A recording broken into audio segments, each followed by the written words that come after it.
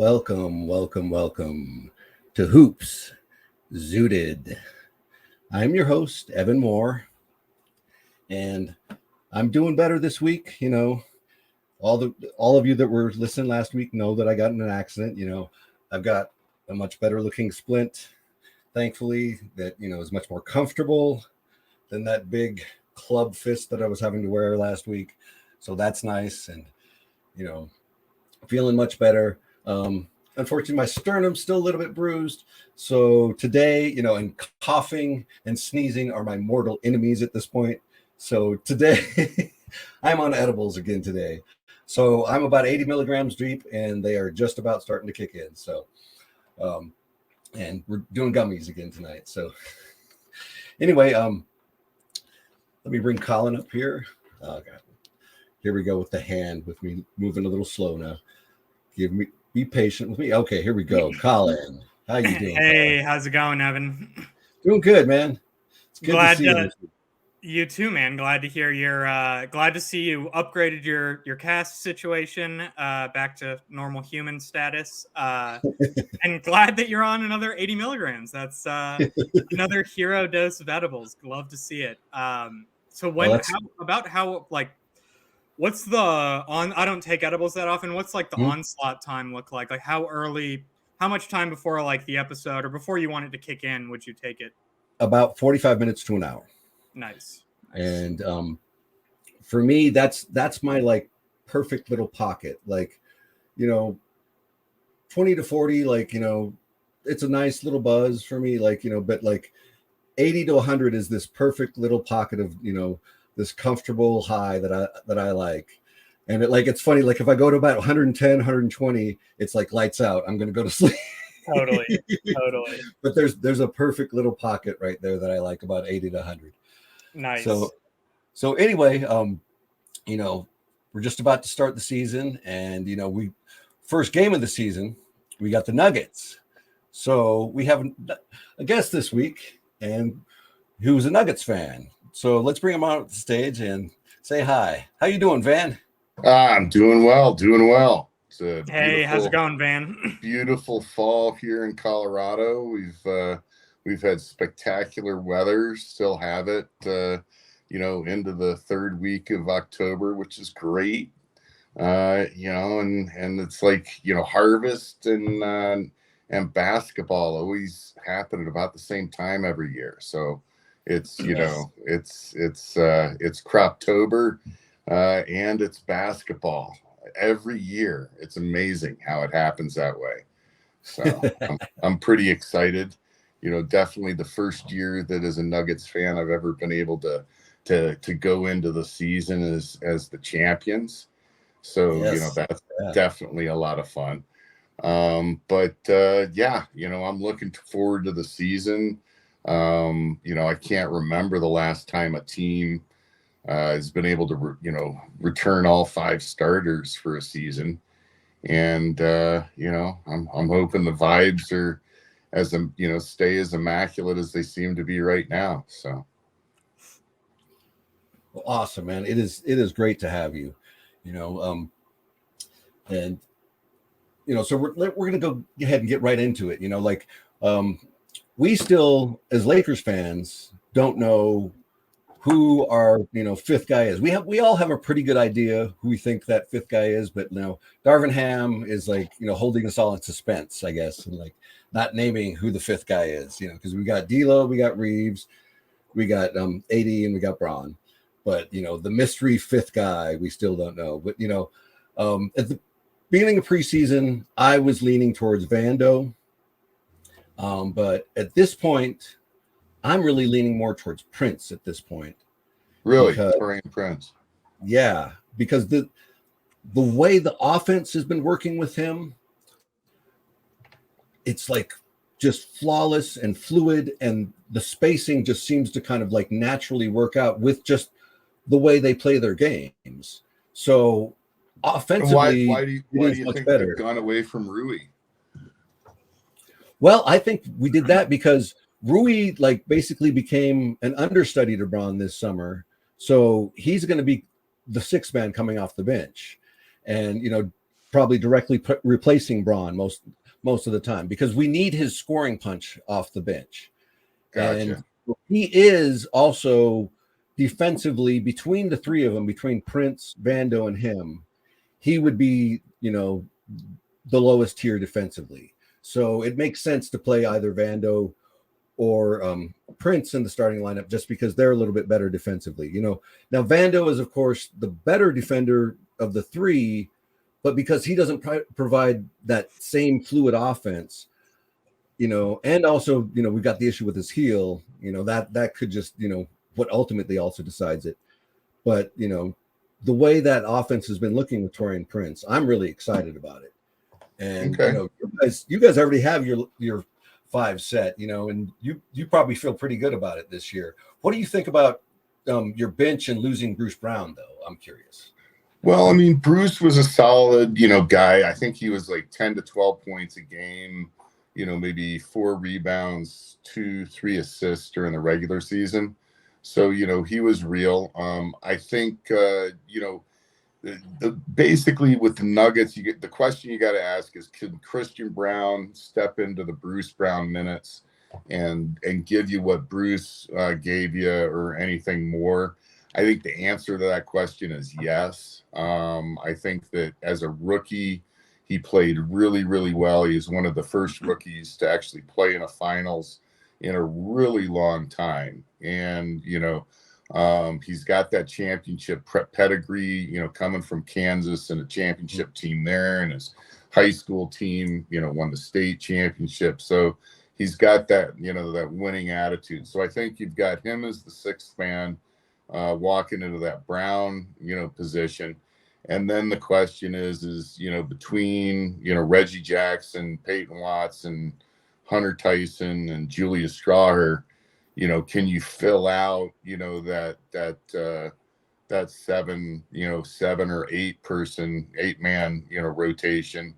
And I think, we'll see the same thing I think we saw last year, where the Nuggets are going to run, 9-man rotations, 8-man rotations all season, and be looking for that, that 7-man rotation to actually play the playoffs with.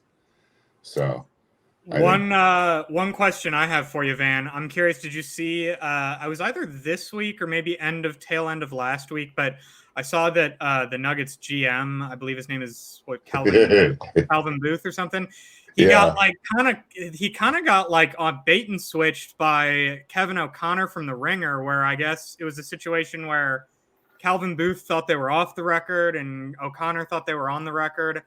And so, long story short, Booth basically said that, he thought Bruce, going off of Evan's question about Bruce Brown, Calvin Booth was saying he thought Bruce Brown was replaceable with this kid Peyton Watson, who Van just mentioned. So I'm just curious to hear your thoughts about that, and if you think Peyton Watson can replace Bruce Brown. But it sounds like you more kind of have Christian Braun stepping in that role. Yeah, I mean, I think that it's clear that, either you look at Bruce Brown as our 6th starter or as our 6th man.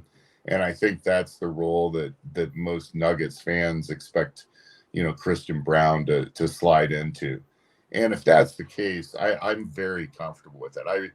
The kid Slash as well. He does the things that Bruce Brown does well. He plays good defense, aggressive, hustle defense. And I think that, I think he's just chomping at the bit for the opportunity.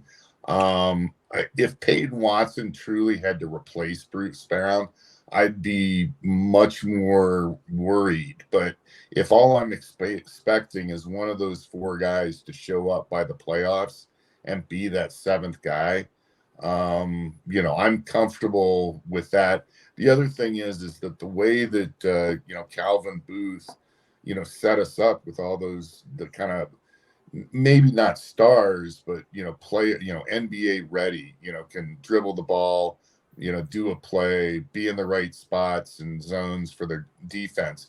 We're in a good spot when the trade deadline comes around to try to make like an Aaron Gordon type of move at the deadline with the contracts we have. So we're not stuck with this lineup, I don't think, going into the playoffs either. I think we might see some more movement. But I think, those 4 guys, Reggie Jackson, he might be reborn. Peyton Watson, he's shown the ability to protect the rim, better than I want to say anybody for 15 years with the Nuggets. Maybe Antonio McDyess, back in the day, something like that. Hunter Tyson, I don't know if he's going to make it. He's slower than Christmas. That guy, he's just so damn slow. I don't know if he's going to be able to make it. I mean, he's a smart player. He's got a lot of brains, so that always helps when you're slow to know where you're going with the ball. And then, Julian Strawer is just like a pure freaking shooter. That kid, he can drop the ball from anywhere. He seems to have no limitations on his range. And it seems like, Joker already likes the guys. So that's always a good sign for the young ones. So when you can crack into Joker's personality, you've done something right for sure. I got to tell you, I mean, I think that a lot of you guys remember that comedian from back in the 80s and 90s, Stephen Wright? Oh, yes. Yes. Okay. Just think of Joker as a Serbian Stephen Wright. Try to find the joke in literally everything that comes out of his mouth, and then you get him. Because I think that the thing is that he loves putting on the media to the point where, I think he enjoys just, kind of a Stephen Wright, dry humor, American values, yada, yada, yada. And it just, I think the guy is actually hilarious. I mean, it's just like, I don't know. It's pretty funny. Yeah, I would agree. We had 700,000 people out for our parade. I think we set a record, though. We only caused $28,000 in damages. So, congrats on that. Oh, yeah, Evan and I had the discussion on was it last week's episode about Joker? It was either last week or the episode before that. I think it was a couple weeks ago, but yeah. We kind of had the discussion of just like, obviously no question about the guy's talent. He was 100%. I thought he should have been the MVP last year. He was the best player in the world last year. But we just had the conversation about like, does this guy really is he like obsessed with basketball like some of these other guys are? And so, I think we ultimately both thought that, maybe not to the level like a Kobe Bryant was, but at the same time, like if he can get the job done doing it the way he's doing it, Yeah, he won a championship, so I got to respect that. Like, I don't think this story hit the national press at all. I know that, it was talked about a lot in Denver, but, there's a number of European coaches that, run seminars same way our coaches do and that sort of thing. And, I guess one of the coaches actually brought up that Joker had called him about his seminar tape and had said, "Oh, I saw your tape and, what do you think of this? Or I might incorporate that." And, we're just talking technical basketball based on this European coach's, seminar tape. And then one of our local guys brought it up at a press conference and was like, "Hey, we heard about this, what do you think?" And Joker made a comment to the effect that you have to be a fanatic in order to actually be incredible at basketball, and that you got to pay attention to things and, calling those coaches and talking about, different approaches and, actions and, different ways to run different actions. That's how, the game of basketball progresses. And then the other thing is that a lot of times you'll hear Joker talk about the basketball gods and that he wants to play basketball to serve what he believes the basketball gods would believe is fantastic basketball. So when you look at that type of, talk, it gives you a little bit of a different perspective in terms of who Joker is and maybe, the approach to the game. And like I said, I think Serbian Stephen Wright as a basketball player, he's got the driest sense of humor in the world. He's completely, putting on the press, the higher up the press. I don't know if you've ever watched him interact with Shaq, but I mean those interactions are hilarious. I mean, Shaq will try to say something in Serbian, and Joker's just like, no, just, you're an idiot. No, or asking Shaq how many triple doubles he got in the finals. Shaq, I think he's funnier. I think he's I just think that he has a hard time with the press. He has a hard time with social media or finding any meaning in it. And I think that there's a lot of things that are going on socially in the United States that he just refuses to participate in, which, frankly makes, a lot of people's jobs a lot harder. How many times have you heard Shams or Woj break news on Joker? Right. That's a good point. Yeah, exactly. Speaking of those funny interactions, though, one other interaction that I loved from Joker last year was the whole back and forth with him and Matt Ashiba, the new Suns owner. Oh, when God. he after he ran into him or whatever, the next time they played him, he gave him a ball or whatever. Mm-hmm. Clearly it's kind of like a backhanded joke. And I thought the whole thing was hilarious. Well, I got to tell you, man, if that would have been your typical, just standard courtside seat fan, I don't know how that fan would have gotten tossed. I mean, that was really, really he freaking clamped onto that basketball. For sure. It's he changed the flow of the play. You got to, I mean, it's his team, you got to do what you got to do, I guess, to try to take it home. So, and that was the last time they were going to be, in Phoenix. So funny. Yeah, well, that's a perfect segue into what we're going to talk about next. I'm really looking forward to this matchup here on Tuesday night because, our big man is looking good. His feet are looking good, and we don't know whether or not he got his surgery or not on the bone spurs, but it looks like his feet are a lot better than they were looking last year in the playoffs for sure. So I'm really looking forward to, an actual, one-on-one good matchup with both of them healthy, AD versus Joker. So, I mean, what are you guys thinking about that one? Man. Go ahead, John. Yeah, go ahead.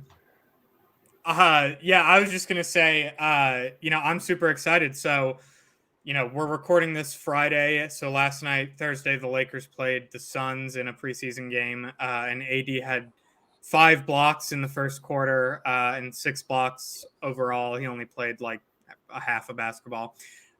So, he clearly looks like, in my opinion, the best defensive player in the world right now. And then I saw Joker's. I know you guys had a preseason game at the same time, so I didn't get to watch it. But I saw Joker's final stat line from last night, and it was 35 and 16 with 60 or 70% shooting. And I'm just clearly Joker hasn't lost a step yet either. So I'm excited. I think Joker's probably got the better offense and AD's probably got the better defense, and we'll see how that matchup looks. And obviously they're not going to be guarding each other the whole game, but they are both centers, and there will be times where they're going at each other. So I'm excited to watch it. Yeah. And I said, gotta respect Joker. Yeah, no, I think I know that as far as Joker and Jamal goes, they are notoriously slow starters. I haven't actually looked at the first month of the season over the last 5 years, but I would suspect they're no better than 500 and possibly slightly lower than 500.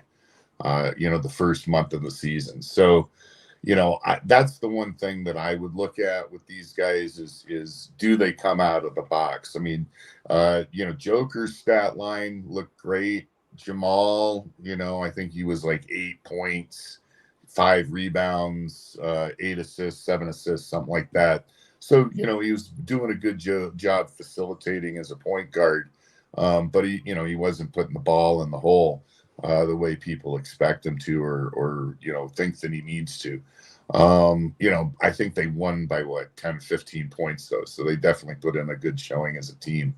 You know, as far as the matchup goes, I think you're always going to just see Joker play whatever game the other team gives him. And it's hard to ever say, oh, he's matched up with somebody. Right. Because I don't think he ever like goes into a game thinking, oh, I'm matched up with somebody. It's like he's going into a game. It's like, okay, these guys like this action, this action, this action.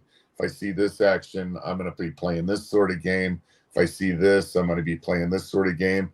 And that'll dictate, whatever the box score is going to be for them, whether it's going to be a 35, 45 point game or whether it's going to be a 13 or a 17 point game. And I literally, I don't think he knows specifically, what's going to happen. So it's really going to depend, I think, on how, the Lakers play him. So, I think if they put Anthony Davis on him heads up, I think, Joker will put his head down and try to put up 35, 40. I think that if they have some sort of a help scheme, maybe they got Vando in there and it's Vando's actually on him heads up, and then AD's running a help scheme. I think that might actually be the better way to play those guys. Especially if you can figure out how to keep Murray from lighting you up. And that's kind of the issue is like pick your poison. I mean, I think that when you guys played us, we had one game where Aaron Gordon, scored like 27, 28 points, had a phenomenal game. We had, two games where, Jamal was on fire. And then we had, one game where Joker was unstoppable. So it's kind of like, even if you're a coach that has the ability to game plan the Nuggets different ways, you almost have to, count on one of our pieces or parts, not working properly or not, fulfilling their role, and it's like, how do you pick which one to target, on any given night? So absolutely. That's why I consider Denver to be like the biggest threat here, and, as defending champions and, that roster that, like you said, that's starting five still coming back. Like, yeah, we got to climb that mountain, Yeah, somebody, I mean, and that's the thing though, is like if and you got the depth, and we've got the depth are when the other team targets our weak link. So like if you try to make it a game where Aaron Gordon is going to have to beat you and he's, shooting 26% from three, you probably are going to win that game. Right. Exactly. Well, from how you described your preseason game last night, I'm going to go ahead and say I'd rather pick my poison with Jamal Murray than Joker, but obviously Jamal Murray could easily just light up on Tuesday, so yeah, doesn't take much. Yeah, I mean, I don't know. To me, it's like the most Kobe Bryant thing that could happen, with our two games this year is that you guys ruined ring night and we ruined statue night. So. Oh, that's right. You guys are playing you guys on statue night in a second. That's actually that's a funny. Hey, if that happens, that would be really I'm gonna Kobe. come find you, man. I mean, that would be about as Kobe as you can get. Totally. So, and you're the first person I've heard say that. That's a very interesting, and I could actually see that happening. But no, I think I stole that from somebody. I don't remember, but yeah, no, it is hilarious though. It is that really tickled me. That if that's how it goes down, because it's like, I don't know if you guys, I mean, you look like you've got watched some basketball, but I mean, the history of just like the Lakers' big brother torture of the Nuggets, from the Nuggets perspective, is freaking legendary. 79 knock us out in the first round. 85, knock us out in the conference finals, Lakers win the chip, 87, knock us out, Lakers win the chip, Totally. 08, knock us out in the first round, you guys win the chip. Conference finals in 9, win the chip. freaking conference first round in 12, when we won like 60 something games. Yep. We're the best fucking team in the league. So, I mean, people wonder why, the Nuggets fans have enjoyed, beating and sweeping the Lakers. There's 40 years of pain, man. There's 40 years of pain. Yes. You could absolutely speak to that. Yeah. Like, I've been having fun with a lot of Nuggets fans, but yeah, I absolutely realize that. Yeah. Like, you got your time, in the sun, and enjoy it. We got 10 years for the payback to actually be complete, man. We got a lot of work to do. There you go, man. It's not over. There you go. I like that. A guy who's got a long-term plan. I can respect that. Dynasties aren't built in a day. I respect that. No, they're not. They're not built in a season. They're not built in 3. It takes a while, but it's pretty fun. Yep. But what were you saying there? You were talking about like the matchups. I mean, I don't know. I mean, you got Jamal and D'Lo. I guess you got KCP and Austin. Yeah. I think they're probably going to put. D'Lo's looking for some redemption for his performance in the Western Conference Finals too. Yeah, he's been playing like a madman. How big is D'Lo? He's like what? 6'5". He's 6'5", like 205, 210. And I actually just found this out about him. So he's 6'5", but he's got a 7'3" wingspan, which I didn't know. So and we finally this preseason, we've been seeing him get some more steals and be a lot more just active defensively. He's not like a good defender by any means, but he's at least more active, and you can tell he's trying hard. And because of that, he's gotten a couple steals. And I heard someone say, a Lakers reporter talking about it, and they were like, oh yeah, D'Lo's always had this crazy long wingspan, which is, would make it easier for him to get steals and blocks, but he's just never been that active on the defensive end. So to finally see him, I think that, getting played off the floor in the conference finals kind of lit a fire under his ass this offseason and this preseason. So hopefully, he looked great in the preseason, so I'm hoping that carries over on Tuesday, but definitely going to have to see it to believe it. Yeah, I don't know. There's something about the league over this last CBA, and I think it's even going to come into play more this next CBA, where you don't have like empty roster spots for just, for cones. You can't have cones on your team anymore and expect to be playing, championship basketball. And, it's always been, problematic to have somebody that didn't play a whole lot of defense and expect to be going and playing championship basketball. But I think even more so, it just seems like, you need everybody to be participating. Maybe it's because of the ball movement that happens, all of the inside out, the 5 out, the way the pick and rolls are being run.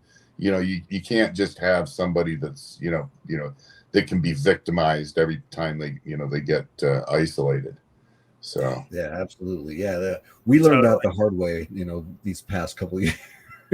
Yeah, it's actually funny. It's funny you say that, because we had D'Lo, who wasn't playing defense, and then we had Jared Vanderbilt, who was a great defender, but he couldn't fucking make a shot on offense. So neither of them were. They both got played off the floor in the playoffs. No, you got it. I mean, and that's the thing is that, like, you've got a team, and I think you're going to see this a lot with the Nuggets over the next few years as people cycle in.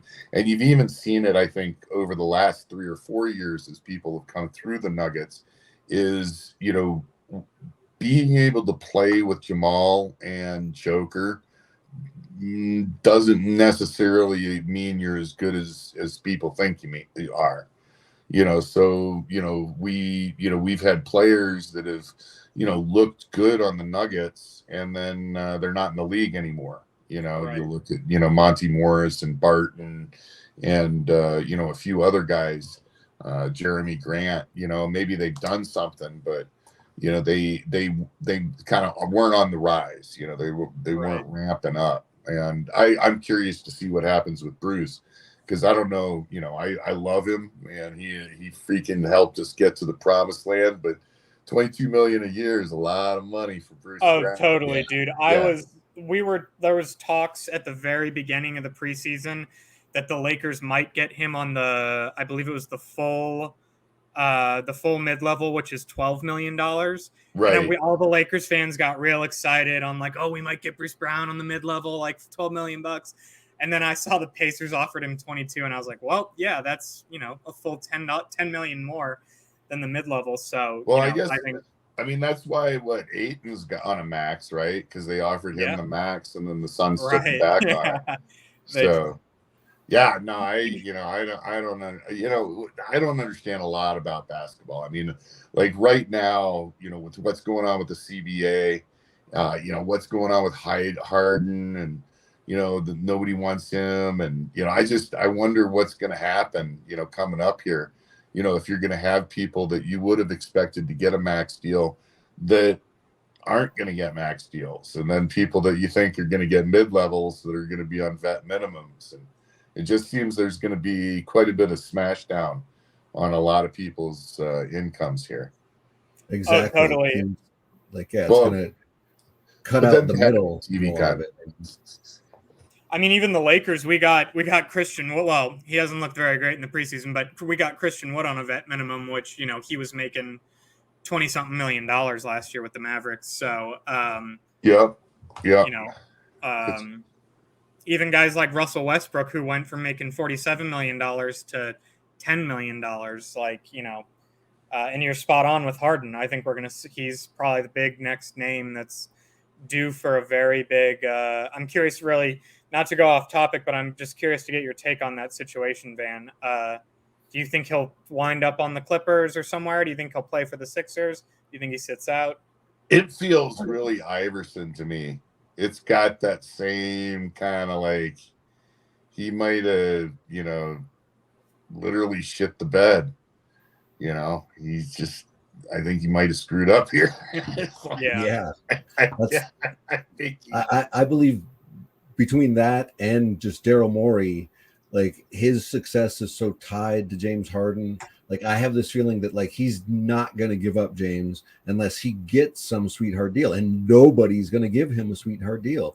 So like I feel like he's just going to hold on to James, like he's Gollum and James is precious. You said that last week and I forgot about it. No, it's true. It's true. It's I look at that situation. I look at the 76ers, and it's just, I mean, I don't know if Embiid just has terrible bad luck or if he's a catalyst for, crappy stuff to happen. Or I feel bad for the guy, Yeah, no, I mean, because like one thing that I've never heard anybody in the national press talk about is like, for instance, the whole Ben Simmons thing. If Ben Simmons had the same surgery as Michael Porter Jr. on his back, then, all of his cautiousness on the court, his inability to drive, his fear of contact, all of that makes perfect sense if he was going through a debilitating nerve injury that, took him, like close to a year to truly figure out. And then, he goes through the surgeries, goes through the year of, rehabilitation. I'll be really interested to see if this is like a renaissance year for Ben Simmons, if he really, is able to come back. Because, Michael Porter Jr. is still wearing those lift boots to play in. So, those lift braces. So totally. So did Ben Simmons have surgery this offseason on his? I knew he had. I know he had back issues. Oh, it was over a year ago that he had that surgery. Yeah, and it's just it's taking this long to recover. That's right. Yeah, like I don't know if you ever injured your back, but like it just can be so debilitating. And then like just getting that range of motion with everything back, that's probably what's taken so long.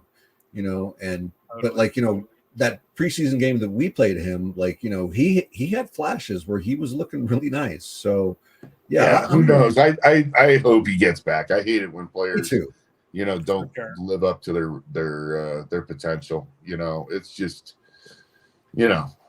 You never want to see a guy's career end that, same thing with Lonzo Ball. I'm really hoping he comes, rooting for him to come back and succeed. Never want to see a guy's career end, before the age of 30. So Totally. Well, I think we spent, enough time here talking about Nuggets and Lakers. I want to talk about Lakers and Suns a little bit, and also Nuggets and Suns a little bit, just because, I feel like those three teams in the West, like I put them in the top tier personally. And I gotta tell you, man, I fear the Lakers. I don't fear the Suns. You don't fear the Suns as much. I fear the Suns offense. I don't fear the Suns defense, but when those three get together, it is I'm afraid of it being similar to when it was when KD, Kyrie, and Harden were in Brooklyn, when they were kind of doing the improbable, where they had like a top three offense, but they were like 27th, I believe, in defense and still winning games. And that's so like improbable and may not happen, but it's like I worry about that a little bit with the Suns, just because those three, if they are healthy, I feel like can be so potent offensively, and it kind of makes up for a lot of their defensive flaws. Yeah, I mean, maybe you don't want to run into them. But I worry about you don't want to run into them the first round of the playoffs. I would think, or I just can't see them putting together a 20 or a 22 game run. I just can't see them putting together 22 games that would result in a championship, where all three of them stay healthy. That's the biggest thing for me is I just don't.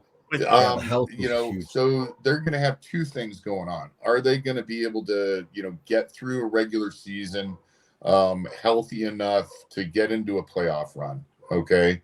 Devin Booker's hammy's giving him problems the second half of every season for the last two or three. He's notorious game 6, game 7 dropper in terms of just like not showing up for the game. Beal has negligible playoff experice, and he's got injury history too. And he's not that big. And I think especially if you're going against the Nuggets, we're coming in, we're a pretty good sized team. We're not a little team. So if we're not a little team, and you're coming in with a little Devin and little Beal and skinny Durant, Grayson Allen, and Grayson Allen, there's going to be a pounding going on. And that's one thing. You look at MPJ, he's bigger, he's stronger this year. Gordon's the same as he ever was. Joker's actually a little bit smaller. He's down. I think he might not even be over 260 this year. When you look at him, when I saw him at that practice game that they did for us. So you look at our team and you look at Peyton Watson. He's coming in like 215, 220. 6'7", 6'8". So he's a pretty decent sized guy. I don't know. And the other thing is they don't have a point guard.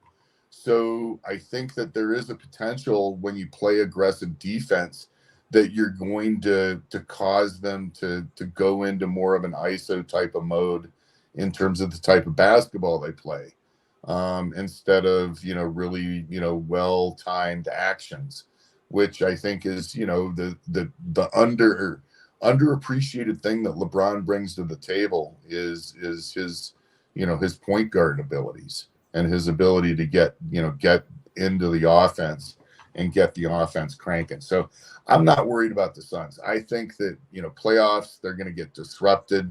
I think the likelihood of them being healthy through a playoff run is low. And I think Devin Booker, as good as he is in the regular season and as good as he is in his good games in the playoffs, he falls apart, under pressure. He's not going to come back from 3-1. I don't think he will. Yeah, I actually tend to agree with that.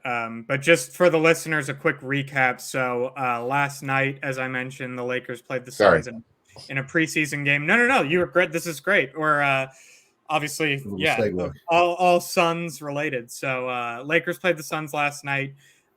We lost. Well, so we when the starters were in, they were up. I believe it was like 67-65 when the starters came out. So it was very close, but the starters ultimately won their minutes, I think. And then they did a full 5-man, hockey style line change, like 5 minutes into the third quarter, I want to say, where they took all the starters out, put all the backups in, and the Suns kept some of their. Kevin Durant was out, but they kept some of their other starters in. And they went on like a 20, I think on the quarter, they went on like a 20-0 run. And then on the third quarter, I think they beat us like 35-15. And ultimately they kind of ran away with the game. And, all of Twitter was freaking out, NBA Twitter was freaking out saying, oh, everyone was saying that the Suns didn't have depth, and the Lakers were the deepest team in the league, but the Suns bench outscored the Lakers bench, I don't know what it was, but it's something like, 40 to 19 or something. And so, I just think, yes, the Lakers looked awful. That Lakers bench unit looked awful last night. Yes, Rui Hachimura was playing, who's like actually kind of a, not necessarily a bench player. He was having, he didn't look engaged at all, which I think was because he was playing with those guys and they're just trying to get through this preseason game. So there was just, to me, there's a lot of factors. The biggest one being that it's preseason. It was the last game of the preseason. They're just trying to get healthy to this game. They did the full line change, whereas the Suns kept some of their starters in. So I'm not worried at all. A lot of Lakers fans I saw did get a little bit worried, and they're like, "Oh man, like we're not that deep. Suns are going to be better than us." I don't think that at all. I'm still with Van. I completely agree with his take that Suns will be in it in the regular season. I think we'll do our standings later here, but I think I've got them finishing pretty high in the West. But I think they'll definitely be a first rounder. At best, second round playoff exit. So curious to hear your take, Evan. Yeah, I'm personally more worried about them in the regular season and the fact that we've got to play them twice in our first 10 games. Yeah, so, I forgot that. Yeah, so like that's more what I'm looking at. So like, when I look at the schedule, like, I feel pretty confident about every game except those two. I'm just kind of wavering on those two because I feel like they're going to be, healthy. And KD is going to be out for blood, and we'll see. Like those are the matchups that worry me a little bit early. As well as the Nuggets. That Nuggets game. Just because there's so much. We got a spoil ring night. Yeah, well, we got all sorts of things we got to mess up for one another. Yeah, we're gonna wreck statue night. It's gonna be like. So yeah, no, I really am not that worried, about, if the Nuggets can split, 50-50 the first month of the season, they can win, 2/3 of December, 2/3 of January, 2/3 of February, which is what they did last year. And then they can split March again and go into the playoffs super healthy. That, to me, if they can repeat that rhythm, that'll be great. It'll, a lot of people will be talking shit because they'll be 50-50 the first month of the season, through the end of November. But I just feel like, I'm not going to worry about it if they still come out of the box slow like they typically do. But I got to tell you, I have not seen Joker shoot a 3-pointer in preseason before. And he was hucking them up this preseason. So, maybe he's gonna try to add a scoring championship to his resume. That'd be funny. Yeah, I think he went 3 for 6 from 3 last night, so 50%. Obviously on pretty high. 6 attempts is quite a big bit for a center. So, that would be scary if. Well, I mean, what'd he do? 41% or something last playoffs. Dude, and some of the shots, some of the threes specifically he hit against the Lakers, there was 2 specific like step back threes that AD was perfectly in his face, and he just like ridiculous fadeaway step back three off 1 foot, banked it in, whatever. No, And man, bottom of the net, man. I think one was a bank and one was a swish. He made 2 of them for sure. That'll be interesting to see. And then one thing might have hit the glass before the bottom of the net, but it was still the bottom of the net. That's right. That's right. That's fair. Touche. But Evan, did you notice last night? And I've kind of been seeing. I think I saw it in the first 2 games that LeBron played. So Lakers had 6 preseason games. LeBron played 3 of them. Did you notice that new move kind of that he's got where he drives to the left and then finishes with his right and like puts some kind of English on, like, puts some spin on it and like uses his shoulder to box out the defender. So it's almost impossible to block it when he's got like a full head of steam. Did you see that shot? Yes. Yeah. Like, I mean, he just continues to amaze. Like, it's insane. What is he doing? Like, it's like he's You're got 21. no business, like, doing this stuff. It's amazing. Like, I mean, I feel so like privileged and, like watching LeBron's entire career, like, there was, because I want to bring this up a little bit because, like, I think people should really learn to appreciate greatness because, Kobe is my favorite player. I'm wearing a Kobe jersey, because we're starting this year on the 24th. It is, the championship will be given out in year 24 as well. So, like, and Kobe is my favorite player, but, like, I had a period of time where Kobe made me really angry, and it was after 03-04. And, I pulled away and, I missed the 81-point game live, because I was mad at Kobe and, like, I wasn't as into it, for a lot of things. And, like, and I regret that in a lot of ways, because, what went on, like, ultimately it is, it's his personal life. And I was judging him for that. And, like, I just need to appreciate the basketball. And, I'm grateful that I've always appreciated, LeBron's career and, what he's done for 20 years has just been unreal and amazing. And, like, he's in my top 3 and, like, I've always felt like, when it's all said and done, he'll have probably the best argument to be the GOAT. So, but, like, until then, Kobe is still number 1 for me, and anyway, I had to sidetrack for that, and everybody needs to appreciate greatness. Yes. And just to piggyback off that, I completely agree. And I appreciate all the GOATs, appreciate Michael, Kobe, LeBron, Kareem, Bill Russell, Larry Bird, all those guys. Well, Lakers fans, you don't have to appreciate Larry Bird, but, just appreciate greatness. And I do it in all sports too. Like, it kind of blows my mind when, I get how people disliked Tom Brady when he was playing, and especially at the beginning and when he was on the Patriots in some of those years. But once it got to a certain point where it's like, all right, this guy's 40 years old and he's still winning Super Bowls, and it's just like, you got to appreciate greatness. And I try to do that in all sports. And so, I agree with that sentiment. And I appreciate greatness, but, like in the case of Brady, when it's obvious that he's done a deal with the devil, it's just, I can't go with it. I can't do it, That's fair. But yeah. Hey, I get it. As a Broncos fan, I'm assuming you're a Broncos fan. I am not that big a football fan. Okay.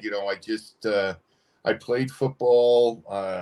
Definitely built for it, but I'm not that big a football fan. I like basketball, like mixed martial arts. As far as sports go, and the more CTE a sport has, the less I like it, I guess is the way you point. Understandable. Yeah. I've had a few concussions, and there are times when I'm watching the NFL that I just. Oh yeah, it's just so painful, and they don't get paid enough for it.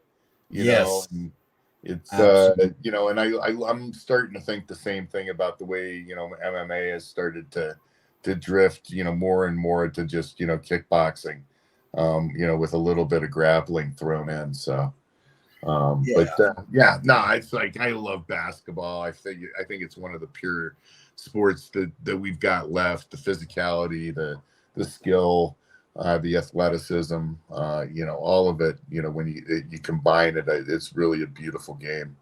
Yes, it is. Yeah, it's Amen to been that. my favorite sport for, almost, over 4 decades, so. Yeah. One thing you guys have on here, what's Mike Malone's beef with the Lakers?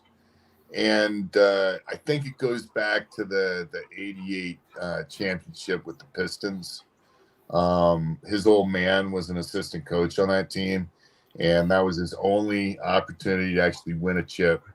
And, he never made it back. So I think that's why he hates your guts. Aha. That's actually a good explanation, and we talked about it last episode. But obviously, in the family. Rest in peace to his father. I know he passed. Oh yeah, I think everybody but, agrees Brandon lived a phenomenal life, and yes, I think there's grief, but man, talk about somebody that has literally was around literally half of the existence of basketball. That guy was coaching. Yeah, it's pretty amazing.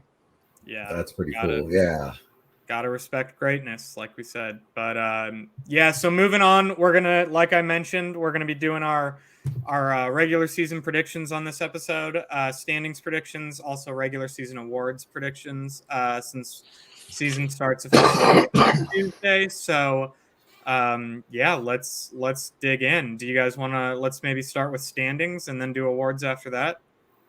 Yeah, I can go first on this one. I've got both West and East here. I've printed it out for me even as well, so I can read it all to you. In the West, Lakers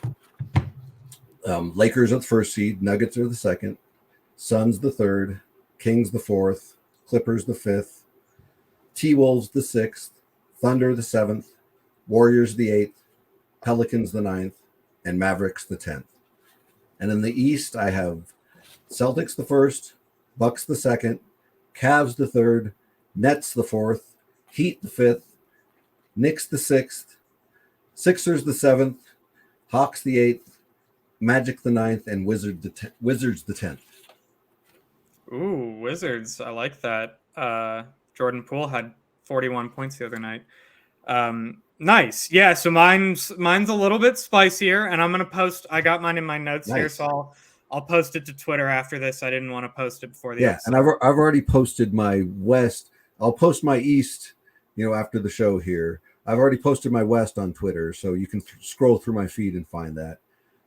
If anybody's looking for it, but yeah, and I will post my East as well. Yeah, so mine's definitely a little bit spicier, like I said. So I'll start with the West. I got Lakers 1, had to do it. 2, I had Suns, just because, like we talked about, I think they're going to be more of a regular season team. 3, I had Nuggets. Disrespect.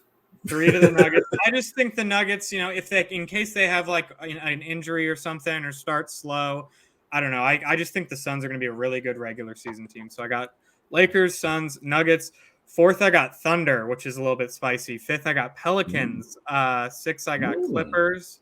7th, I got Grizzlies. 8th, I got Warriors. 9th, I've got the Kings. And 10th, I have the Wolves. So just a quick comparison with Evan. I had Thunder at 4. I think you had Kings at 4. Evan? Yes, Kings at 4. Yeah, so I had Kings all the way down at 9. I think you had Thunder down lower, so looks like we did a little swap there. And then in the East, I've got Celtics at 1. I've actually got Cavs at 2, Bucks at 3, Sixers at 4, Knicks at 5, Heat 6th, Nets 7th, Hawks 8th, Raptors 9th, and Bulls 10th. So yeah, obviously the Cavs at 2 there is a little bit spicy. But I just don't. Bulls revival. I mean, the 10 seed, they'll probably lose in the play-in. Like, I don't think it'll be a revival at all. I think the East is just like, once you get past the top 6 or 7 in the East, it's just kind of like meh. So anyways, Van, do you want to go ahead with yours? I don't know. Did you Yeah, no, I did mine. Like in the West, I think the West is going to be won with 58 games. And I basically, I think the Suns, the Lakers, and the Nuggets are all capable of winning the West at 58 games. But I think that's what it's going to take, to win the West. None of us, none of those three teams, they're anticipating winning that many. But I just look at the way the West is put together, and somebody's going to have to separate and get to that 58 win mark. Obviously the Nuggets are going to win, but anyway, we'll get to that, in at the end of March, I guess, middle of April, we'll figure out who's actually going to be the number one seed. Frankly, I gotta say that I think it makes a huge difference for other teams to be higher seeded than the Nuggets and for the Nuggets to have a high seed. I think we saw that last year. I mean, I don't know if you remember the first half of Game 4. That was one of the best halves of basketball I've ever seen somebody put up. But LeBron did not have a second half of basketball in him after that first half. And, I think that, if that game maybe would have been in LA, instead of, if that hadn't been the fourth game, playing a couple of games at altitude, I think he might have been in a little bit better shape. So I don't know, or a game up or 2 games up. But anyway, I think that, the altitude, having that home court is going to be big. After Nuggets, Lakers, Suns, I've got Memphis. I think the Timberwolves could have a surprising season. The single scariest player I felt like we played last year was Anthony Edwards. That kid terrorized the Nuggets in that series completely. Then I got the Kings, the Dubs, the Mavericks, the Pelicans, the Clippers. And that's I just never believe in the Clippers, but you gotta at least say that they're gonna make the play-in because of who they've got. But man, that is a snake bit organization if there is one. Can agree with that. When I look at the East, I think I'm like everybody else. It's Celtics, Bucks, Celtics. I am not a believer in the Damian Giannis duo at all. Anybody that tells me that that's going to be an effective pick and roll, like obviously doesn't know what pick and roll is, because Giannis is capable. When he's actually, all he can do is roll. I mean, there's no flaring out. There's no jump shot.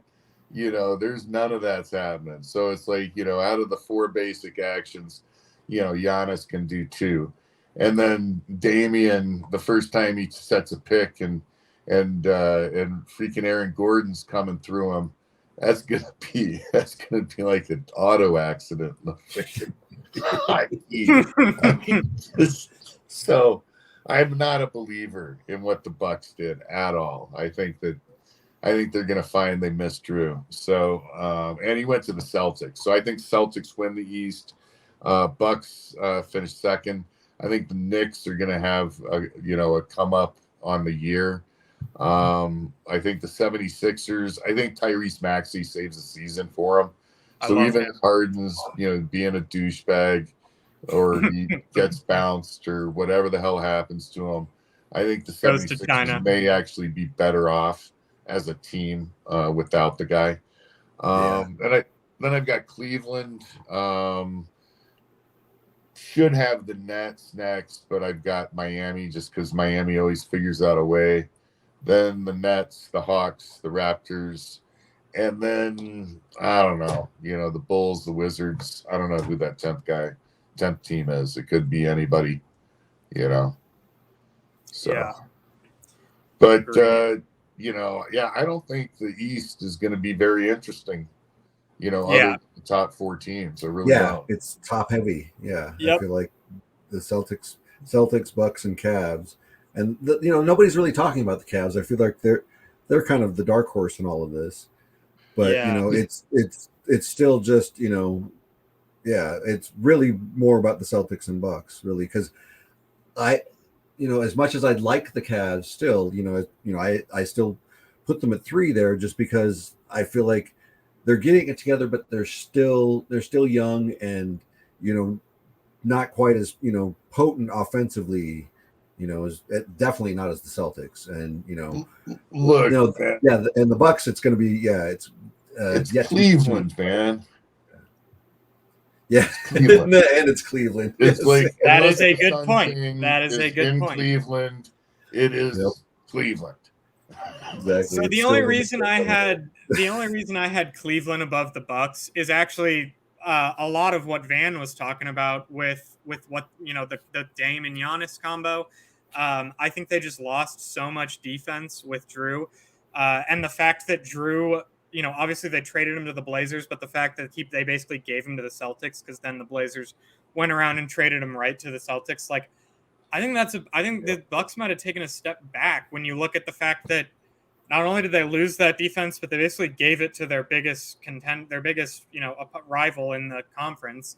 And then from what we saw in them in the preseason, kind of confirmed all that with me. Maybe they're just starting slow and still finding chemistry, which I totally get. But like, Dame's defense looked abysmal, and he wasn't making any threes. Obviously, he'll find his shot. I know he will. He's one of the best offensive players in the game, but I don't know. I could see the Cavs, that young Cavs team, Mobley, who was great last year. He's going to be even better this year. Garland's still young and improving. Mitchell's great. So, I think the Cavs could be better in the Bucks in the regular season. But ultimately, I think we all agree the Celtics are kind of definitely the clear number one, in my opinion. Yeah, I just feel like they got so much better. And, and that's the other thing is like watching, Giannis in the preseason try to do some new things with his game. Some of it was pretty terrifying. Like, it was like, oh my goodness, obviously, didn't do 1,000 perfect reps of that one yet. It's the sort of thing where, you pull out something new out of the bag, you want it to look pretty, seamless. And that's not how the new stuff is looking for Giannis right now. So, that might be something that actually makes him less effective if, he's instead of, using his 6-7 tool bag, he's trying to turn it into a 20 tool bag, and it just might end up being ugly.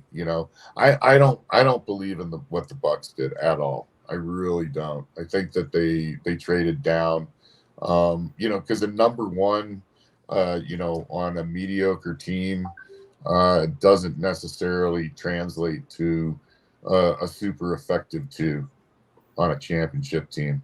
It just doesn't. Agreed. And just to put a bow on the Celtics Bucks situation, we even saw last night the Celtics had a preseason game, and Drew had, I don't know how much he played. I think he only played a half or maybe 3/4. But in the time that he played, he had three or four steals and 2 blocks. And then with 10 points and like 7 or 8 assists.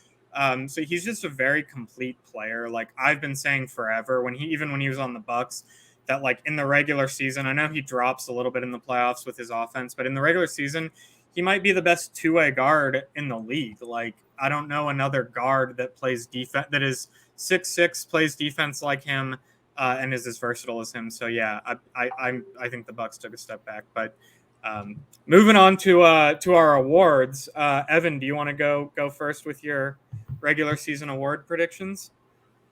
Sure. How do you want to do this? Why don't we do this like we'll start with MVP, and we'll move it around to each of us. Yeah. Let's do that. Cool. So I think for MVP this year, I think there's going to be a sentimentality vote, just because he won the championship last year, and because a lot of people feel like he should have won the MVP last year. Also, again, I think Jokic is going to win it this year. That's my prediction. That's a good bet. So I went back and forth. I originally did these predictions at the very beginning of the preseason, and I had Giannis, And then for basically all the reasons that Van just described, I'm like, maybe not Giannis for MVP this year. And again, this is a spicy take, but I chose my man AD. Nice. I think if he can stay healthy, play the defense that he's been playing, and find his 3-point shot, which in the preseason so far, I think he's shooting like 40 or 50% from three. Not very many attempts, but looking way better than like the 20% we saw the last couple of years. So if he can translate that into the regular season, and the Lakers finish as a 1 seed, I think he would be a good option for MVP. But I understand that that's I think I saw the odds today, and he was like number 10 or number 8 on the list or something. But Van, who do you have? I really don't know. I think Joker's going to have a great season.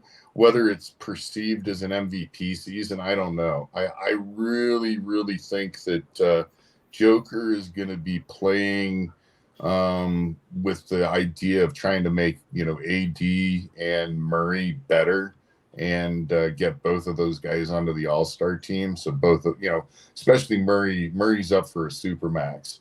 So, if he can make an All-NBA team, and I can see Joker, paying attention to that for Murray, having that be the sort of thing that Joker cares about. Joker's got his Supermax, let's make sure that my boy gets his bag. So I think he's going to have a great season. I could see AD, everybody's got to hit that 65 games now. So we'll see how that changes people's mentalities in terms of how many games they play. And if that's kind of taken out of the mix as far as, durability is not as much of a thing. It's like, oh, you cleared your 65. I don't care if it's 65 or 78, you're over the 65. I think then, it'll become like, what are the numbers? And AD, if he plays 65 games, his numbers are going to be fucking phenomenal. So, I think definitely he could go from not really being in the running, because if you look at last year, I feel like there was a 45-day period where AD, if he would have put up a season of it, would have been in the running top 3 for MVP. In December, I want to say, wasn't that like the first half, October, November, it's end of November, and then like all of December, basically like end of November through Christmas. Okay, so it was even a longer period of time. It just maybe took a minute for it to penetrate. But yeah, he was like on freaking fire. And if he would have been able to maintain, I think he would have been in the conversation.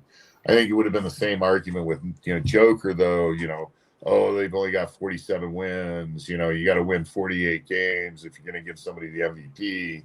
You can't be the 8th seed and be the MVP. So that would have been the only thing, going against him last year. Absolutely. Yeah. MVP is almost always like, whoever's, number 1 or number 2 seed for sure. Top 2 seed, top 3 seed. But I got Joker, number 1. I don't think it's going to be Giannis or Embiid. I think we're going to have some new folks. I could see potentially Anthony Edwards having just a breakout season. He was 22 years old last year, and he was really, really, really good. And I could see them getting rid of Towns in the, before the trade deadline and making some moves, and and I think that would put him in a position to take that team over. That's interesting. I haven't heard that Towns get traded at the deadline take, but that is, that they could surround him with a lot of pieces if they did that. And I'm not a huge, I obviously Cat's a great player, but he's not on the same tier as Joker and AD in my opinion. Oh, not even close. Yeah. No. Gotcha. But, so let's go ahead and move on to Rookie of the Year. And initially, like, especially like back in Summer League after watching him, I was really, leaning towards Scoot up in Portland. And but the obvious choice here is the guy who's going to be really hungry because he had to sit out last year, and that's Chet Holmgren. And, I think he's got the inside track, and he looks great already in preseason. So that's who I think is going to be the rookie of the year. Yep, that is exactly who I have, Chet Holmgren as well. So, yeah, obviously I had the Thunder finishing 4th in the West. I'm very high on the Thunder this year. I think Holmgren's going to be great. I think SGA is going to be probably another first-team All-NBA. And they've just got so many other young guys, Jalen Williams, Josh Giddey, a bunch of guys. So, yeah, I've got Chet Holmgren as well. What about you, Van? Yeah, I basically I think it's Chet Holmgren, because I think, like you said, I don't know if they're going to be the 4th seed. That's a little bit more aggressive than I would be, but I do think they're going to make the playoffs, and I think that will mean that Chet Holmgren plays the season and plays an actual season of basketball. I think if Wemby plays a season of basketball, the guy's unfreaking believable. I mean, he literally. He changes the way 7-footers have to approach the paint in just an absurd way. I've never seen anything like it. I've literally never seen anything like it. So, but he also moves in such a way that I think that he's going to snap in two at any given moment. I mean, some of the angles his body hits and the way he moves, it's terrifying. It just looks like it's just going to, I hope there's a hell of a lot of bend there and not much break. So, but yeah, I got Chet and Wemby. I think those are the two that are going to be fighting for it. And it's really just going to depend on who plays. And that's the thing about Scoot, is I could see him playing a full, incredible season. So that would be another reason he can end up at the end, being in the mix, is just that durability thing. Because we don't know if Chet's, durable enough to play 82 games at all. So Gotcha. So let's move on to Coach of the Year, and I'm going to go with team we've already been talking about in the East. The dark horse team in the East, in my opinion, Cleveland and JB Bickerstaff. That's who I think is going to get Coach of the Year this year. Ooh, that's a good choice. And I didn't even think about that, even though I put the Cavs second. That's a good choice. So I went, you guys will probably see there's a theme with my picks, and they're all pretty heavy on the Lakers. But I went, I think if we finish in the first in the West, then typically those teams win a lot of awards. So I think, Darvin Ham, I think we could see him win Coach of the Year this year. I'm going to take the approach that I always take to Coach of the Year, and I am going to pick the coach that I hope gets fired, because I want to not play against him anymore. And typically, if you win Coach of the Year, you get fired within the next 2 seasons. You never make it beyond the next 2 seasons. So I am also going with Darvin Ham. I see what you did there. I do not want to be playing Darvin Ham long into the future. So yes, Coach of the Year coming Darvin's way. All right. Nice. I'll take some reverse psychology there and just get an award in the process, maybe. It just does. I mean, I don't even know if it's true, but it seems like the Coach of the Year always gets fired. I'll have to look into that stat and see, pull the numbers, because that's interesting. But now that I'm thinking about some of the names, there's definitely a few that lost their jobs a couple years later. But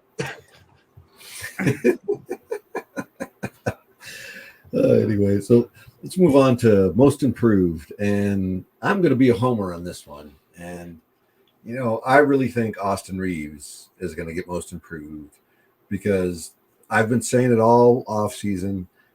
I think he's going to average, close to 22, 5, and 7.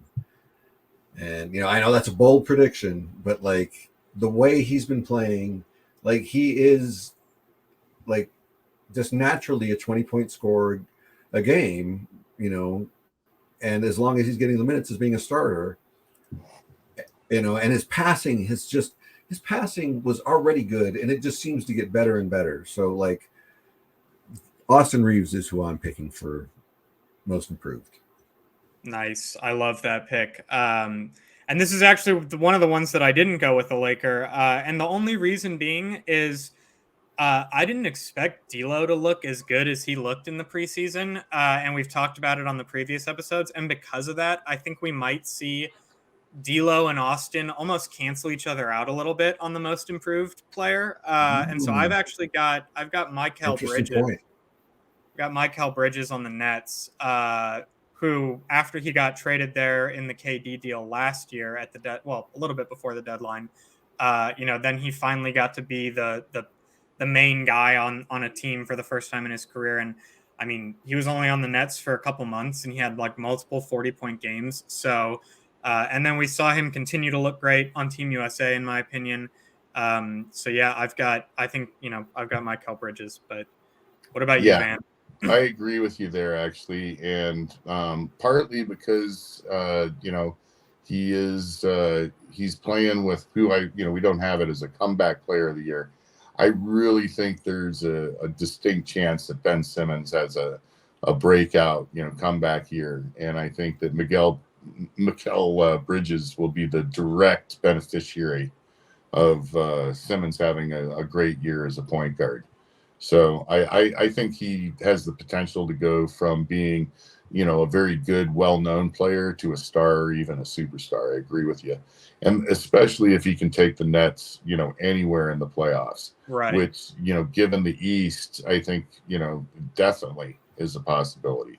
So I'm with you there. I agree. Nice.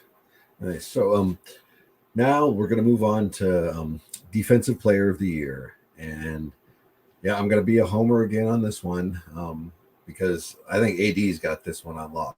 I mean, the way he's moving and his footwork, it's just been amazing. And, he had 5 blocks in that first quarter, just yesterday. I mean, I think he's got this one on lock as long as he can stay healthy. So who do you got for D-Boy?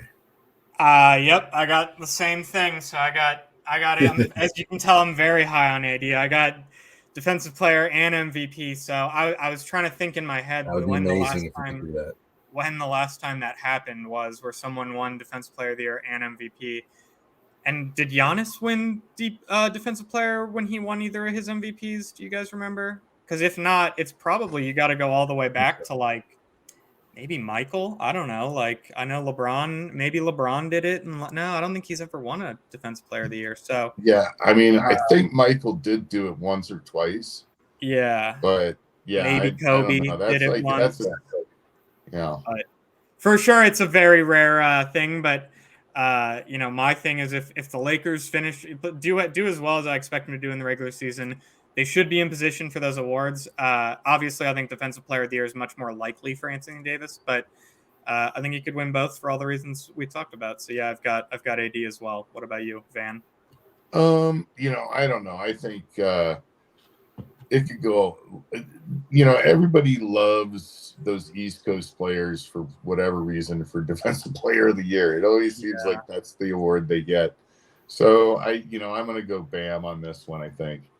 Oh, that's a good choice. Yeah. I think that they like to give one of the awards to Miami, and he is damn good. So yeah. Nice. I like it. So now on to Sixth Man of the Year, and this one is always there's always a lot of candidates for this, but yeah, I just feel like a homer again this time, just because Braun has taken this guy under his wing. Has been calling him Danielson to his Mr. Miyagi, and even posting memes about it. And so I really think Rui has got a great shot of getting Sixth Man of the Year, just because he's gonna be that offensive punch off the bench, and if all that work with Braun pays off, like I think it is, he's my choice. Who won it last year? I'm blanking right now. Malcolm Brogdon on the Celtics. Okay, right. Yeah, I don't know. I mean, I'm going to be a homer too. Go with Christian Brown. Yeah, I think the kid's capable of 16, 18 a game, 44-inch vertical leap, serious hops. Crazy. And yeah, so it's like the kid's got serious hops, super aggressive, hustles, lays out for the ball, does all of those hustle things that people like. And I think if he puts up 16, 18 a game and he plays defense like he did last year, I think it's his for the taking.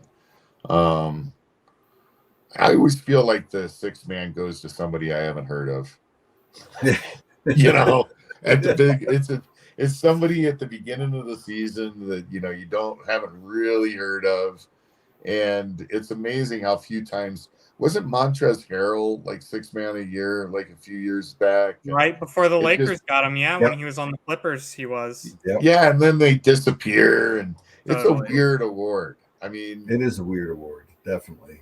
It's like, who's the last one that's been years and years? Because either then they become a starter and they're not sixth man of the year anymore. So Manu Ginobili's like, because that was the peak of their career.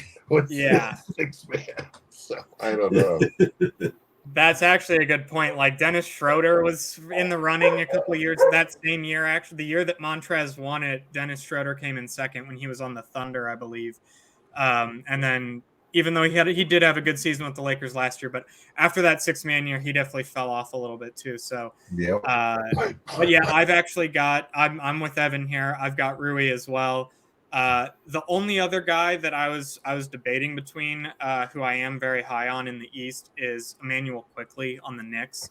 I think Quickley's a good choice. Yeah, he's like his offensive game. He gives me like Jamal Crawford, Lou Williams type vibes. Like he is just so much fucking offense off, like microwave offense off the bench. And he can just do it all by himself too. Doesn't need like anyone else. So yeah, I think the Knicks will be top. I think I had them finishing fifth. I think they'll be top 5 in the East, and I think Quickly will be a big reason for that. But ultimately, I think it'll be Rui. I gotta agree with Evan. I had Rui as well. Nice. Now we'll go to our last category here, and it'll be scoring leader. And I think Shai is going to be the scoring leader this year, just because I think Chet Holmgren is going to open up a lot more for him. And, Shai's never been afraid of shooting as it is, and I think he's just going to have a lot more open shots this year. So I think he might, be averaging, 35 or more. So that's who I'm going with.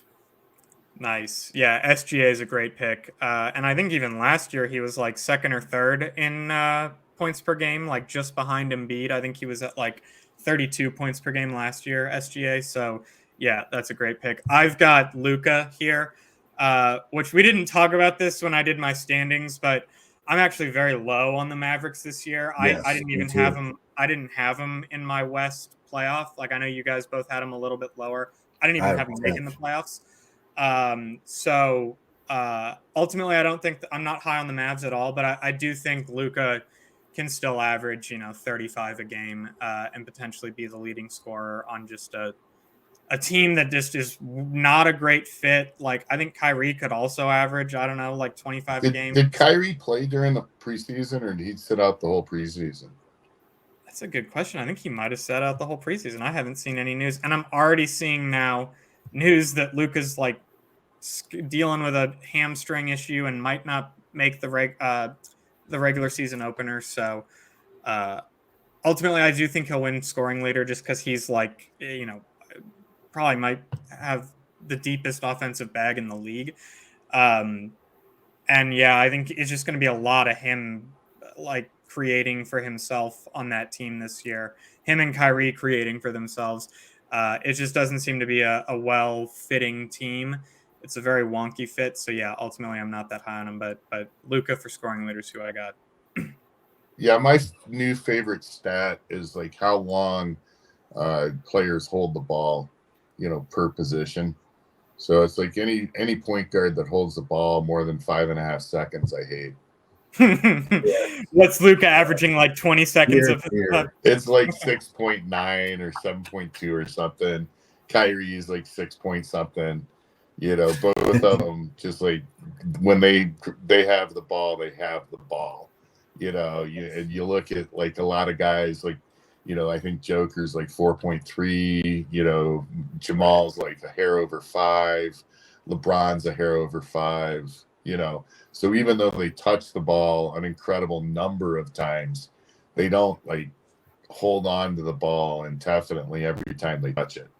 Right. So it's one of my new favorite stats is just looking at, you know, how long people hold the ball.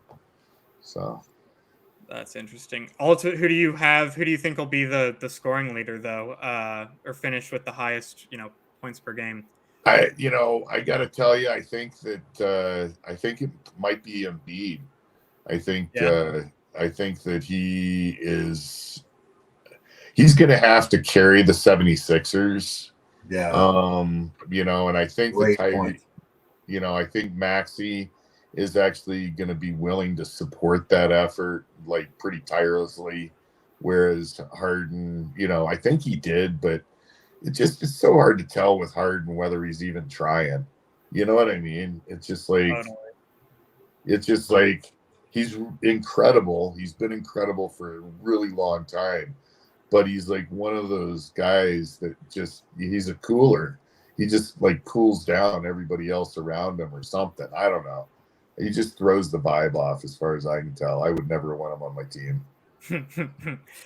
No, you know, I just wouldn't. I mean, like there's a lot of players. Like I'd love to have LeBron on my team, you know. I think him and AD on my team would be fine.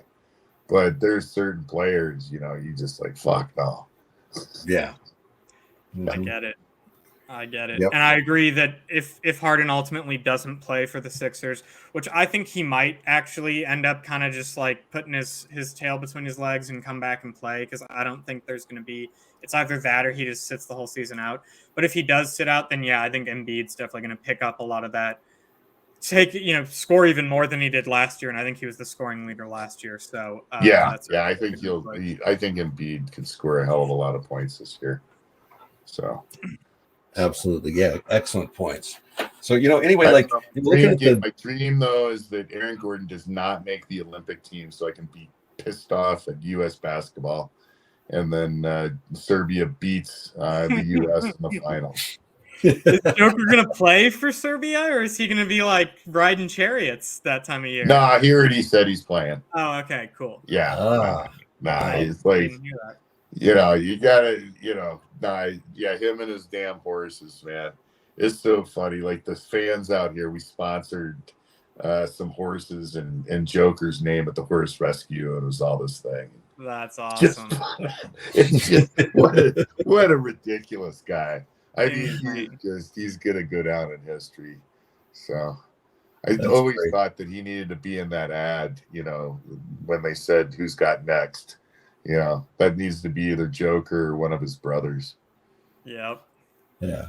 Well, anyway, I was looking at these next two topics, and like we've already kind of covered these fairly well, as Van's already talked about how the fact that he's not really, much of a football fan, and we're already going pretty good here on runtime. So I want to move on Yep. to our, we've got a special, segment here on Hoop Zooted. I'll familiarize you here, Van. It's titled Historical Stoner Circle, and basically, I'll give you, we'll each go through three people throughout, history, and you will say, gas or pass, whether or not you would get high with them or not. So anyway, we're going to start off with Spencer Haywood. So let's kick it to you, Colin. Gas or pass, Spencer Haywood. That's a loaded question. So yeah, just to familiarize the listeners, Spencer Haywood, incredible basketball player in the late 70s and 80s, came to the Lakers in, I want to say, was it 79, Evan? Yeah, I think, or this is 79-80, Magic's rookie year when he came to the Lakers. Mm-hmm. Yeah, and just had a lot of drug issues with the Lakers. He was like addicted to crack cocaine for the majority of the season, ended up getting kicked off the team like right before they made the playoffs. And of course, as everyone knows, the Lakers won the championship that year. And I don't know, I'm sure he got a ring, but he didn't get to be a part of the championship run. So and that was forget, all. Go ahead. Sorry, don't mean to interrupt you. Don't forget he tried to put a hit out on the coach too. Yes, that's very important. He was like tweaking out because of his meth, and he thought that the coach was like spying. It was back when was it Westhead or was it? No, it was McKinney. McKinney, yeah. So yeah, he thought McKinney was spying on him, and tried to put a hit out. And crazy fucking dude. And they even talk about it in the show Winning Time. There's a crazy scene, and it's actually in Jeff Pearlman's book as well, where I think it was, I forget which player. I think it's Michael Cooper, actually. Michael Cooper, like, after one of the regular season games that season, Spencer Haywood's like, yo, dude, like in the locker room afterwards, like, yo, dude, I'm having a party at my place. Like, come over. Like, there's going to be a bunch of girls there, whatever. And so Michael Cooper, like, rolls up to this party at Spencer Haywood's, and it's just, like, a bunch of dudes smoking crack. And, like, I guess Michael Cooper ended up taking, like, one hit of crack, like, accidentally, and, like, you know, got sent to the moon, and was basically like, I'm never hanging out with this dude again. So long story short, I'm gonna pass on smoking with Spencer Haywood for all of those reasons. I don't know if it's what other drugs he's gonna have on him. I don't know what pressure there's gonna be to do things, so I'm just gonna, as much as I'd love to talk hoops with him, I'm gonna pass. Yeah, I'm passing. Dan's like, I don't need any explanation. Yep. I'm passing. Out. Yeah, that's hilarious. So I guess we got a sweep here then. Yep. No, yeah, same reasons. Like, yeah, I'm good with, you know, somebody who's that unpredictable. Like, yeah, like, you know, I'm 56 get high, years you know, old. I've only been cuffed chill, twice. Have a good conversation, you know. But yeah, no tweaking out on me, please. Like, no, never go in to a house when the front door opens out. Oh, that's hilarious. That's too good. So anyway, we'll move on to our next one, and this one's a good one. He's one of my favorite actors, and, you know, a lot of people don't consider him the greatest actor, but, you know, I've always loved this guy, Keanu Reeves. Yes, I'm a huge Keanu Reeves fan. For the listeners, John Wick, the whole series, there's 4 of them. If you haven't watched it, you got to do that like yesterday. Just one of the best action series of all times, and especially if you enjoy getting stoned and watching action movies specifically, John Wick is for you. So, and then in addition to that, you've got The Matrix that Keanu Reeves did, which is awesome. You've even got, I'm a big fan of The Replacements, a football movie, just all sorts of shit. Point Break, you know, so yeah, yes. I would totally gas with Keanu. But I am an FBI agent. I would ask him to get into John Wick character for just like 5 minutes of the smoking session, just so I could also smoke with John Wick. But yes, gas with Keanu Reeves. Yeah, there's no doubt that you would definitely gas with Keanu Reeves. I mean, you know, be excellent to each other. I mean, what a fundamentally beautiful phrase. Yeah. You know, one of the best things I ever heard about Keanu Reeves was one of the directors that had cast him in like 3 movies. It might have been the John Wick movies. Was asked, you know, why do you like working with Keanu Reeves so much? And he's like, well, you know, he shows up on time. He's nice to everybody, and he doesn't do drugs on the set. That was it. That's why he cast him in all his fucking movies. Because from a director's standpoint, he knows he's going to be able to make the damn movie for budget and on time, and he doesn't have to worry about one major part of it. But I always love that comment. You know, show up on time, be nice to everybody, and don't do drugs on the set. Exactly. Yeah, it's funny how low the bar is in Hollywood.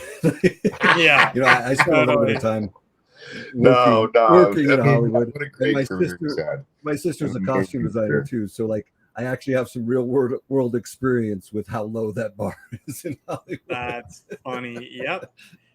So yeah, that makes that extra funny. So, but yeah, of course I'm gonna gas with Keanu. Like, oh my god, like just from Bill and Ted to John Wick and like everything in between, like The Matrix. And like I said, a lot of people like criticize him because he's not the greatest actor, but like if he's in his like little perfect pocket, like like in The Matrix, like that role is like made for him. I feel like Yes. Neo is like it's perfect for him. So yeah, like absolutely. And he's and not also my the sister has actually worked with him. like that. What were you gonna say? Stewart, he's not the first iconic actor. I mean, like Jimmy Stewart. I mean, I think he played himself like 38 times or something. So it's like you definitely have actors, very much like Keanu, throughout history. I mean, like who else? Burt Reynolds. He played one character in every movie he did. So I don't know.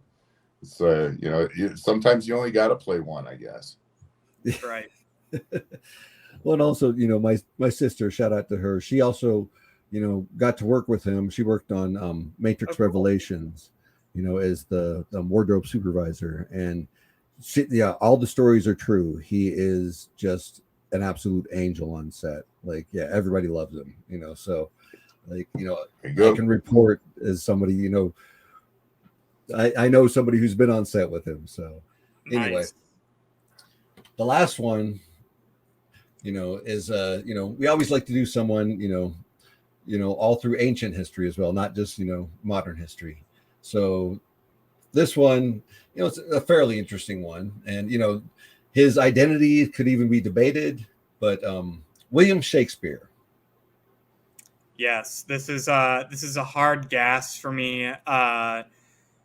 I hated it at the time, but the high school I went to, way a million years ago, way back in the day, I like most of the curriculum was, especially for the English, English class was all mostly Shakespeare. So I've actually read quite a few, most of Shakespeare's like major, big name, novels or plays, and they're, it's all incredible. He's got such a wide range of plots and genres that he can sort of play within, and just some of just the wordsmith that he is, and just I would just he's just so interesting, so smart, and similar. I think we talked about it last week with like Aaron Rodgers and just some of these other guys we've talked about smoking with. Like anyone who's got a lot of knowledge to drop, like I'm trying to smoke with them and just soak it all up. So Shakespeare's definitely one of those dudes, and I feel like he definitely liked to party, and is probably a good time. So yeah, that's a gas for me. Yeah, well, you didn't live very long if you didn't drink a lot of beer back then, because the water was shit. Yeah, exactly. Well, they were drinking probably mead back then or whatever, but yeah. Right. Well, the beer was for breakfast, mead was for later in the day. Maybe. Yeah, there you go. I don't know. But yeah, no, I definitely would want to gas with old Billy Shakespeare. Yes, I have a feeling that I'd want to have a couple of pints and maybe a jigger of this, a jigger of that, and a couple of fat ones for sure. I think it would all go quite well. And the thing is too is that back then they would have been able to, because of all the Genoa connections, that's where the hashish actually came into Europe. So I'm wondering, to what extent, he was already privy to the pleasures. So yeah. Maybe that's where a lot of his creative genius came from, even. Huh? It could be. You never know. He was plugged in. Yeah. Yeah. I mean, it's like I find that there's a lot more weed in our history than we realize. Yep. So, absolutely. Yeah. Absolutely. Yeah. So, the stoners have only recently started to write the history books. Yes, exactly. They're just now getting around to it. Exactly. Yeah, we take our time, Right. Well, Yeah, What a about lot of you, times. Evan, for William Shakespeare? So this one, like, I might surprise actually both of you. I'm gonna pass on this one. All You right. know, I like William. I like a lot of his plays, but I have a feeling that like he and I are just not gonna vibe. It's fair. You know, I don't really like kind of, you know, vibe with a lot of that. You know, kind of what I feel like he would be kind of like a little hoity-toity and kind of upper class, and I'd, you know. And I'd be getting on his nerves and cursing too much, and so I don't think he'd want to get high with me either. So I'm gonna pass on Willie. So That's totally fair. Hey, nothing. The one thing about smoking with people is know what type of person you vibe with and what type of person you don't vibe with, and that can save you from a lot of issues. I don't absolutely, know, man. William Shakespeare, he might have been like the Adam Sandler, if I can, way back then. You that's true. know, Actually, you know, it's like, a lot of his stuff is pretty slapsticky. So, actually, you bring up an interesting point because there is, a theory about his identity that he's not really like William Shakespeare, like somebody else wrote it, and you know, Like it's an I alias. think I would be, if that's actually true, I would be more interested in that guy, the guy who's the hidden guy who Created didn't want his a face on, like character. that guy would be interesting to me. So that guy, but the guy who, like, and maybe that's, part of it is just that, image that we're given, through school and everything like that. And, I you don't always know. see Yeah, him I in the always like thought he'd be puffy shoulder chasing ass, sleeves, lifting skirts, and you know, throwing back exactly. another whiskey. That was Yeah. always my impression of William Shakespeare. That's funny. Oh, man, I love it. So anyway, we're gonna, wrap it up here with, what we're watching this weekend. And I have, you know, like I stopped watching it somewhere in the middle of season 2, but it's such a good series, it all because of basketball and other things. It just, and so many dang shows that there are. It's There's tough. so many good shows, like Tough. things just kind of slip through the, cracks. I've gone back and started rewatching The Boys, and I started back at season 1, so I've already binged that, and I'm ready to, dig back into season 2 and finish it, all the way through. And yeah, I've been enjoying it. It's it's great social commentary, really funny, and so that's what I've been back into, or at least Nice. into this weekend. Yeah, I can't co-sign The Boys enough. Great show. We talked about it last week. They just came out with a sequel called Gen V. I haven't gotten into that yet, but I have a few of my friends who are really Another into The reason I want to Boys catch who up. started watching it, and they all said it's right up there. Same quality as The Boys. So I'm excited to get into that as well. But so I'm actually going to be watching. I started this last night. I didn't realize how many episodes there were, but I'm checking out the new David Beckham documentary on Netflix. Watched the first episode last night, and I'm not a huge soccer guy. Of course, I watch the World Cup, both men's and women's, but that's really about it. I'm not super. I used to play like FIFA video games back in the day, and back then I used to know like more of the Premier League players and stuff like that. But now I'm pretty disconnected, other than the World Cup. So, coming from the angle of someone who's not super into soccer, incredible. This David Beckham documentary, first episode was fucking incredible, and I'm super excited to finish it. I think it's like 3 or 4 episodes. So they basically just start from his childhood and go through his entire life, sort of documentary. So going to be checking that out this weekend, and then I'm also on Saturday. I'm fortunate enough I got invited to go to the USC versus Utah football game.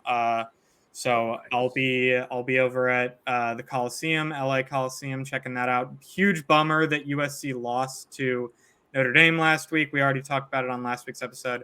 Would have been a much better game if they were undefeated going into this, but I believe USC is number 18 in the country and Utah's number 14. So should still be a good matchup, and I'm excited to check that out. But what about you, Van? Anything on you got anything you're looking to check out this week? I'm looking at the fall. I'm actually going gonna get ready for, you know, doing some road trips down into the Baja area in December and January. I like to head down there. I actually like to see a Cortez Coast just because it's a little bit mellower in terms of the camping and that sort of thing, and do a bunch of beach fishing, and you know, kind of get the back of the truck ready. I'm gonna build a new camper into the back of the truck over the next couple of months. So do you just drive from Colorado? Yeah, just drive from Colorado. Takes, you know, like 17, 18 hours to get to Mexicali, and then you know, just you know, bounce down the coast until I get to usually La Paz. I don't usually get down to the tip, and you know, either stay in Airbnbs or camp on the beach. Got a, you know, big, you know, like 14 by 18 canvas tent that I set up. Nice. So yeah, you know, got my little portable Traeger grill and my generator, and you know, eat snapper every night. Nice. Awesome. I'm in Southern California, and I've done a couple of road trips. Not that far down. I've just gone to like Ensenada, Rosarito, and Ensenada, but multiple times. And it's, you know, and obviously being in Southern California, it's like an hour and a half drive for me to get down to the San Diego Oh yeah. border. So it's like Well, super easy, and yeah, definitely need to get down there and plan a yeah, trip. I usually go through Vegas, you know, on my way too. So it's like 11 hours to Vegas and then 7 hours to the border. And then, you know, just 2 or 3 hours a day as you bounce down the coast. Nice. So Nice. got my trusty Toyota Tundra. Hell yeah. Sounds nice and peaceful. It is, Yeah. man. It's a mellow place to be. It's super, super cheap. And I mean, the fishing to me is just incredible. You set up a couple of beach, you know, surf poles, and you're going to catch something, you know. Love it. Love it. So anyway, I think we're going to go ahead and, you know, wrap this up now. You know, Van, I really appreciate you for, you know, coming on and speaking with us. This has been great. You know, it's great to get your perspective, and, you know, it's been great conversation, you know. So Oh yeah, shoot. I had a blast, man. Smoking a little fuel biscuit here, a little Colorado flavor we got. nice. And Fuel you biscuit. know, keep on keeping on. Yeah, Van, Beautiful. great to meet you, man. Thanks for coming on. Definitely going to be following up with you after this, and yeah, definitely we'll have to get you back on after both these ring night and the statue night. So we'll have to Oh see. yeah, well, We'll have my to see how guess that is plays out. that we're gonna irritate each other here for a little bit because I don't see Joker Galen anywhere. So Yep, I love it. sure. I love it. yeah, Yeah. hey, I'll catch you guys later. Thanks. Yeah. Hey, In the have a good one, meantime, man. I will see you on the timeline, man. All right. I love, you know, your good humor going back and forth, man. I appreciate Well, it. you So, know, life's too mysterious to take it too goddamn serious. Always, absolutely, man. That's what we love here, man. It's, you know, All right. not You too guys serious. be good. So, All you right, too, stay man. zooted, man. Well, cool, man. Take it easy, everybody. You know, love y'all. Peace and stay zooted.